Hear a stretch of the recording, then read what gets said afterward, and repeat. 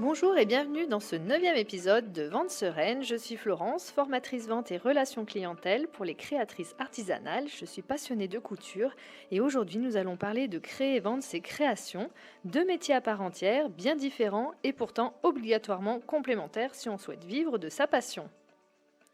Alors quand on crée de jolies choses pour le plaisir et que l'on commence à se dire «Tiens, est-ce que je ne mettrais pas à vendre mes créations?» Souvent on ne mesure pas l'ampleur de la tâche et d'ailleurs j'en parle dans l'épisode précédent, numéro 8, Dois-je faire de ma passion mon métier? Où je parle de l'aspect plutôt émotionnel, à savoir si je vais prendre tout de même du plaisir à créer si je professionnalise mon activité. Une fois que tu es OK, on va dire, avec le fait de créer pour vendre, t'es-tu réellement posé la question de savoir si tu allais aimer vendre et même, je dirais, savoir vendre? Créer est un métier, mais vendre en est un autre. Et même si l'aspect création va bien être présent dans ton métier, car sinon pas de création, pas de produit, et donc pas de vente, il faut se mettre en tête que pour espérer vivre de ta passion, si c'est ce à quoi tu aspires, le nerf de la guerre sera d'être visible et surtout de vendre. Car si pas de vente, pas d'argent qui rentre sur ton compte. C'est simple, basique. Et donc la vente va prendre une bonne partie de ton temps selon le ou les modèles de vente que tu vas choisir. Et donc ça va avoir empiété sur ton temps de création.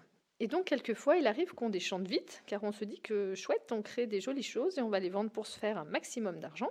Mais la réalité est un peu plus dure que cela, et la vente ne s'improvise pas. Souvent au début, tout est beau et tout est rose car on vend à ses proches et ses connaissances, mais ce n'est pas ce qui fait vivre une entreprise.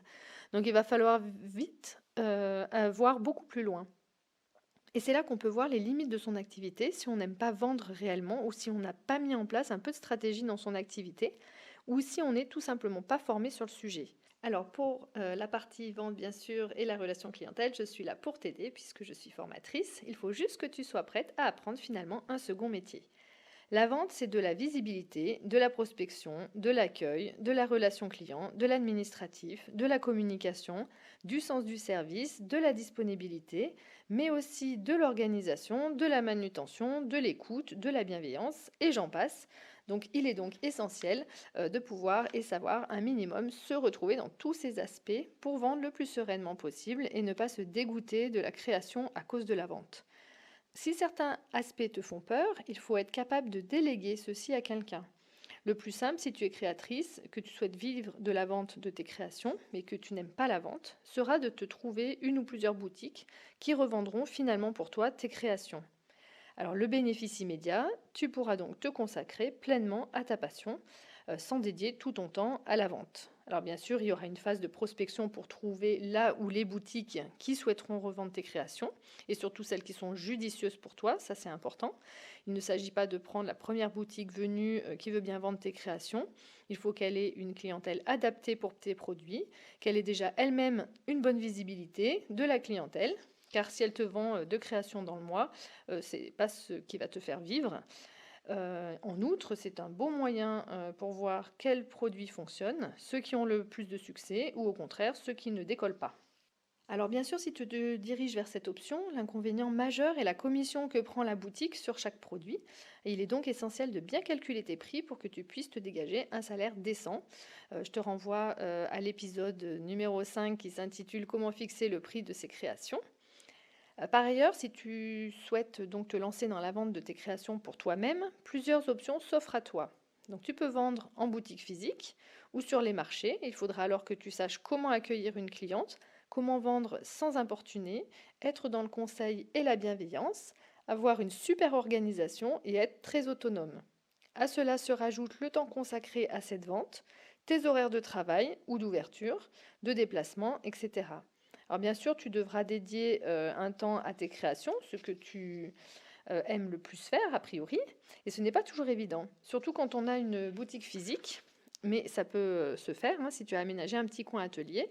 Par exemple, hein, ça apporte un peu plus, d'ailleurs quand les clientes voient que tout est fait vraiment sur place, hein, ça apporte un petit plus, c'est fait artisanalement. Cela peut même apporter de demandes différentes de ce que tu vends.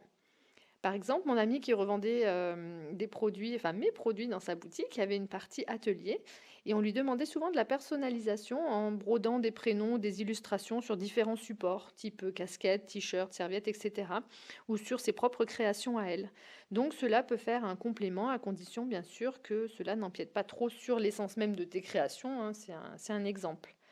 Donc en ce qui concerne la vente sur les marchés, il faut aimer bien sûr être à l'extérieur, quelle que soit la météo. Mais j'avoue que j'admire toutes celles et ceux qui le font. Tu as besoin d'un joli étal, d'une bonne organisation et de patience, hein, derrière ton stand. Les horaires sont décalés, cela te laisse du temps pour créer tes produits si tu as encore bien sûr le courage, hein, après toutes ces heures de travail. Tu peux aussi créer derrière ton stand si ton activité le permet, niveau organisation et place pour le matériel. Les gens s'arrêtent souvent pour voir ce que la créatrice est en train de faire, donc cela peut générer de la communication, de la bienveillance et donc des ventes. Tu peux aussi choisir bien sûr la vente en ligne, hein, sur Internet. Ici, c'est encore une autre façon de vendre. C'est encore un autre métier. Il va falloir faire appel à tes capacités et tes connaissances en termes de marketing de contenu, de création de site Internet, savoir créer du contenu sur tes différents réseaux et ou sur ton site Internet, avoir une stratégie de relation client bien définie pour savoir comment communiquer avec ton client que tu n'as pas en face à face, hein. Ça, c'est encore un autre métier.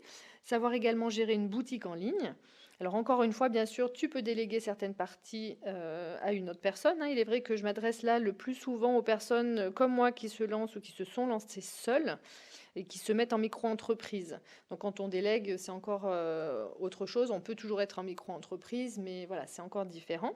Donc on se retrouve la majeure partie du temps à faire la totalité des tâches. Et c'est en cela que je considère que la création et la vente sont vraiment deux métiers bien distincts que tu es obligé tout de même de mettre en synergie pour créer ton activité. Donc pour résumer, la manière d'appréhender la vente ne sera pas la même selon ton mode de fonctionnement. Il faut garder à l'esprit que tu ne feras pas que créer et que la partie vente ne sera que minime. Au contraire, c'est cette partie du métier qui va être le nerf de la guerre pour te faire connaître et réaliser ton chiffre d'affaires. Voilà. Donc, eh bien, écoute, si tu souhaites être accompagné dans cette démarche, moi, je prépare une formation complète à ce sujet. Je proposerai bientôt également des accompagnements. N'hésite pas à faire un petit coucou sur Instagram pour en parler. C'est là où je suis la plus active. Je te souhaite en attendant une très belle journée ou soirée et te dis à bientôt.